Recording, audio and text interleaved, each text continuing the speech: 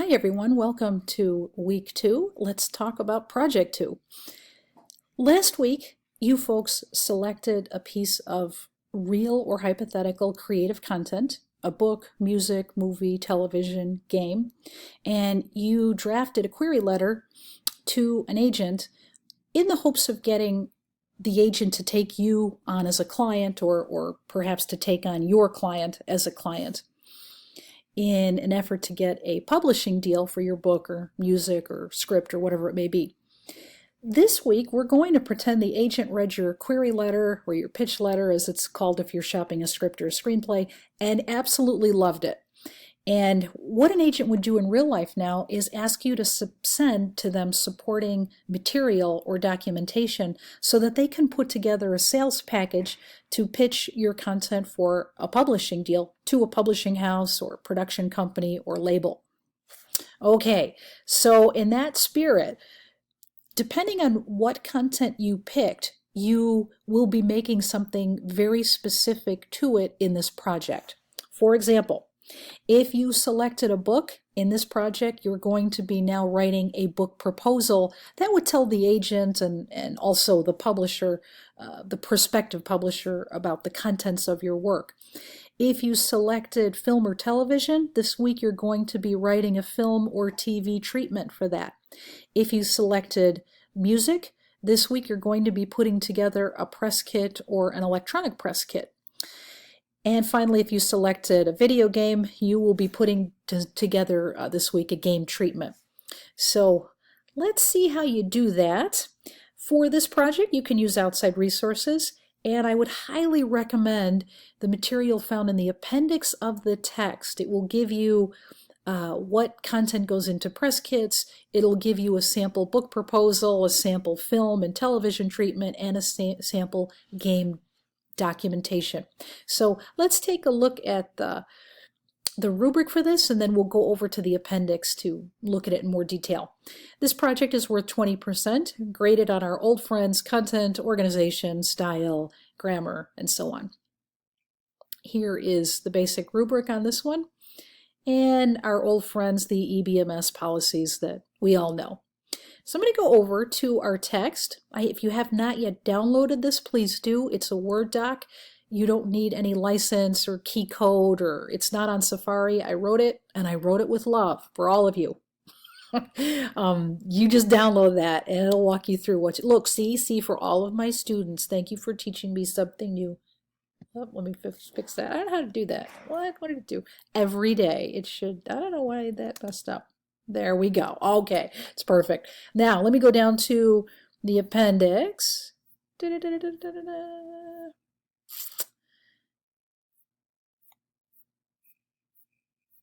And here we go. In the appendix, you will find how to do all these things. If you selected film, for example, how to write a film treatment. There it is right there. And it talks a little bit about you're going to need a cover page, and at the top you center the title. It should be bolded, 14 font, and so on. You put a registration number for the Writers Guild. By the way, you folks doing film or television treatments, you're not really going to register this, so you can make up a fake, made-up hypothetical number there. That's fine. You'll need a table of contents, the author bio, cast of characters, locations, and the treatment itself. And it just walks you through literally how to do all of it. And you'll just follow along. In a treatment, folks, you're going to be giving me every important scene or plot point from the beginning of the movie until the end of the movie. This sample shows you you're not doing any directorial advice. You're not giving, quotes or lines out of the script. None of that. You're literally just telling the reader in every important scene or plot point in paragraph format what happens. Here's a first scene, for example. This doesn't give you every single thing, but you would then continue second scene, third scene, and so on, all the way till the end of the movie, so we know what your film is about, your concept is from start to finish. Okay?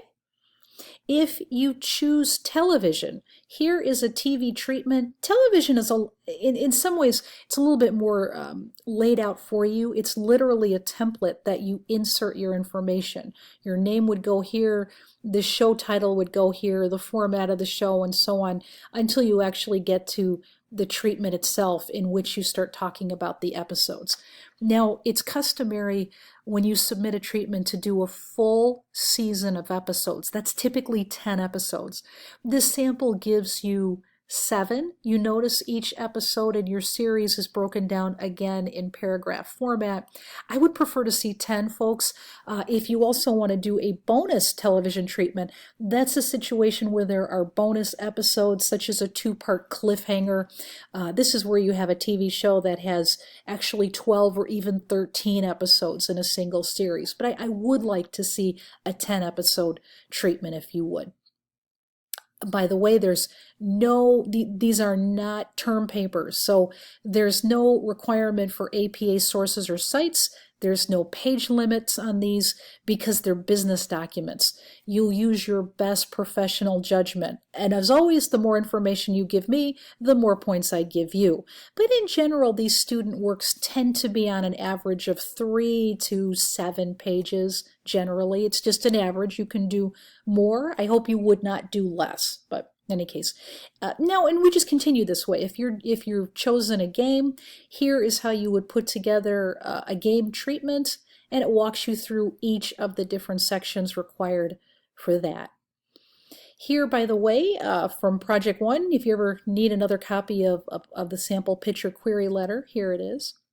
If your creative content is a book, you'll want to be working on this book proposal template. Here's the outline, and you'll see all the subject headers you'll want to incorporate into your proposal, and this will tell you literally what to write and what to put in each section. There are 7 of these. By the way, quiz alert for all of you taking the case study analysis quiz. One of the questions asks you, what are the elements of a book proposal? And here they are. This is the answer right here, which you can find in the appendix. They are the overview, the target audience, about the author, competitive titles, and so on. So that is the answer to that question in the case study. By the way, sample chapters, folks, I think everybody knows, but I just want to say this. Nobody has to run out and create any real content for this class. Nobody has to write a book or write a screenplay or produce an album. So this section here, those of you who've chosen books, you do not have to include sample chapters for this project. In real life, you would. Simply put down see attached for the project, so we can pretend you have them, but you don't really need to include them. Detailed table of contents, same thing. If you're writing a fiction book, you may not have a table of contents. It might just be chapter 1, chapter 2, chapter 3. So nonfiction people probably have a table of contents, but folks who have a fiction idea, in this section maybe just want to give us a quick storyline of what happens, the story arc of what goes on in your book. And you can make that as detailed or as brief as you wish. All right. If you're working on a press or a media kit, press kits, you can do an EPK or you can do a hard copy kit. The hard copy kit will be in the form of a mock-up. You'll do, for example, if you're doing a mock-up, you can do that in any software we have on this computer. You can create it in Word, Pages, Keynote, up to you. I don't care. If you're going to do an EPK, an electronic kit, you might have an existing kit or website you can build it into, or you might want to go to powerpresskits.com. It's all one word, powerpresskits.com, where you can, for free, build a press kit.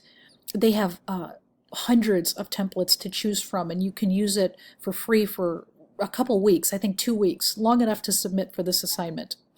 Okay, and then keep it if you'd like, in which case then you would pay for it or just tear it down and get rid of it. In any case, you're going to need some elements, and this kind of walks you through some suggested things. Nobody's going to need a cover letter because you all did the query letter last week. For a press kit, though, you will need some sort of cover page, splash page, home page. how you choose to design it in your mock-up, if, putting it in Keynote or Pages or Word is completely up to you, and whatever template you choose if you want to make an electronic kit is also up to you. You can use any kind of photos, graphics, layouts. Be creative, that's fine. But you do need some kind of home page where people go to. You'll also need some sort of bio about the artist, the composer, the producer, the band, whatever your kit entails. It's up to you with photos. You can have as many pictures as you want, color, black and white. In the olden days, an 8x10 black and white headshot was standard. Nowadays, it doesn't matter. You can have, any kind of pictures your heart desires. You probably want to have an equipment page if you play out. If you're a composer or a producer, you'd be listing what kind of software and hardware you use. If you have a booking or a contact information page, you want to include that. Musicians, if you have real demos and you wish to include them with the project, you may, but you're not required to. Again, nobody has to produce real content for the class. If you do not have real content, simply include a demo section, but leave it blank. We understand, something would go there. If you have real material and you want to include it, that's wonderful. Composers, you want to put some sort of song list or gig sheet if you've played out, or tailor this to your needs. Composing or producing opportunities, you could put there, awards, what have you. Social media, in the olden days we did newspaper clippings. Nowadays it's all about social media, testimonials, anything you have. Be creative, you can put that in. A business card is not required for a mock-up, like in this case. You'd want to have one in real life, but if you want to try your hand at designing one, you certainly could. And finally, nobody needs to include, this is just, by the way, the same stuff, more detail. Nobody needs to include a press release. You do not need to do a press release. You're doing a press kit. However, if you want to know, how do you do a press release? Here's some bonus information on how to make one of those. All right, so I hope this helps everybody, answers a couple questions for you. If you have any more questions, don't hesitate to send me an email and let me know what's on your mind. And I look forward to seeing your projects, folks. Thank you so much. Have a great week.